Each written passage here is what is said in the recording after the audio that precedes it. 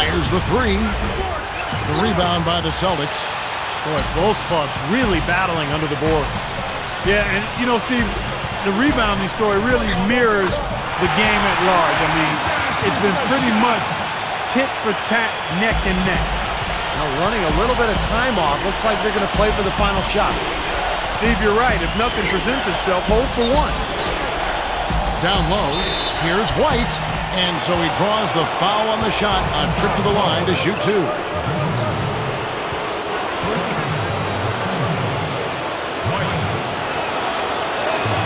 And that one falls for White. So both teams making some changes here.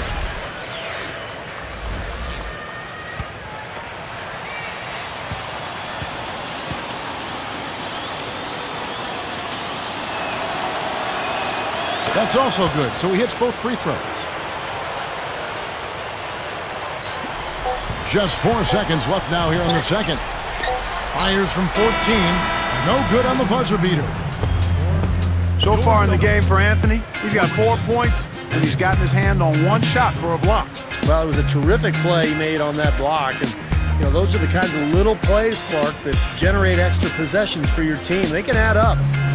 Back here in just a moment here in Boston. Hello and good Thursday night to you. We've got your HP halftime report ready to go. New York leading against the Celtics in Boston. Sitting in 7th place, not exactly the most comfortable spot in the playoffs. They're doing well inside, big bodies, big points in the paint advantage. Carmelo Anthony laying his thing down. He's got 4 points, also added a couple of rebounds. On the other side, the Celtics looking pretty solid as well. Second chance buckets certainly adding up in this one. They pounded the offensive glass. There's been some great work by Brandon Bass in this one. He's picked up 4 points and been a huge factor on the glass. A look at a pair of names we figured would be leading the way, neither putting up their normal average.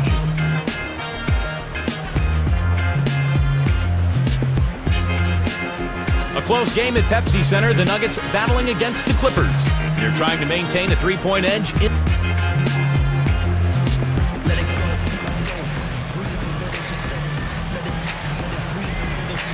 We have a close ball game on our hands as we get set for the second half of basketball.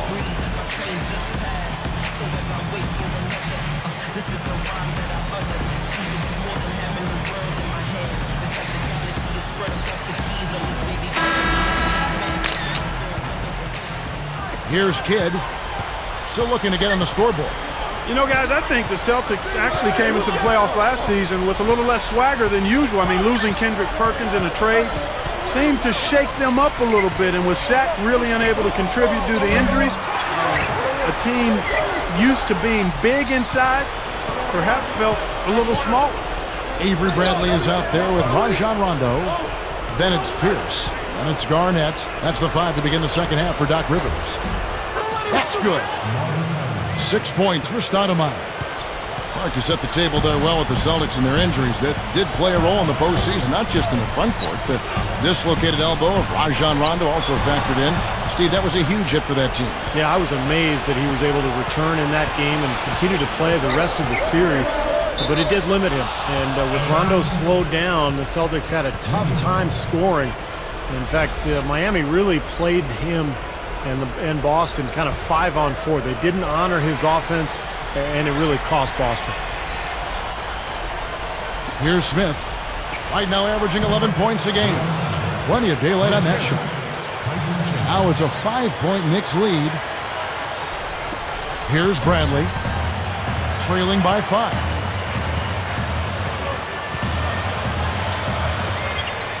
For 3, Pierce. Knicks with the rebound. Kidd's got his 4th rebound in this one. Looking at Kidd, I mean, he's never been really a big contributor offensively via his field goal percentage. But last year it was even worse than normal. And it's going to be 2 free throws. Drew contact on the shot. Yeah, and the numbers on Kidd, you're right, Clark. And a shot around 36% from the floor. Which, you know, Steve just isn't going to cut it. Yeah, except that Jason Kidd is a guy whose game revolves around everything else. You know, he doesn't have to make shots to be effective. You know, 4-to-1 assist to turnover ratio. The way he defends and chases down loose balls and rebounds. Jason Kidd, regardless of how he shoots, is going to be a great player. Guys, the record was 37-15 for the Celtics against the Eastern Conference last season.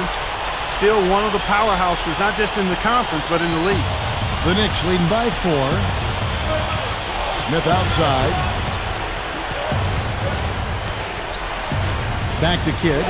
Puts up a 3. No luck.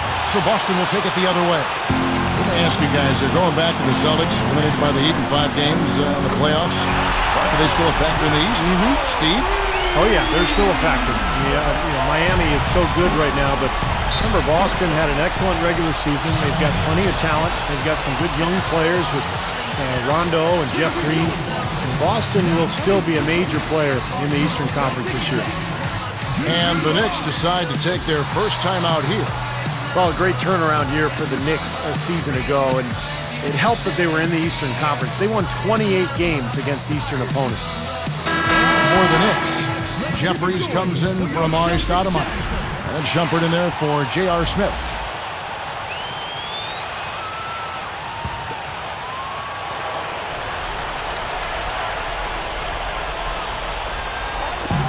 And 1:01 left to play in the third.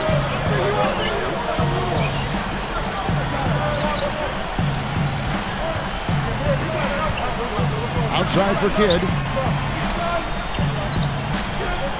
Shot clock at 6. Now here's Anthony. Right now averaging 25 points a game. Back to the Knicks, Clark. Those wins were part of why they were able to get back into the playoffs. They were very, very important in the East. Yeah, they were. And they played well against Eastern Conference teams, but they also did a nice job in interconference play as they put up the most points of any Eastern team by a large margin. And so he earns a trip to the line. Officials saw the contact, and he'll shoot 2. Great awareness by fouling on that layup. Make him earn 2 points. Yeah, I think that's a no-brainer. I mean, send him to the line instead of giving up an easy 2. And the Celtics making a change here. Both free throws good from Anthony. Here's Rondo. Looking for his first bucket of the game. Here's Lee outside. Tyson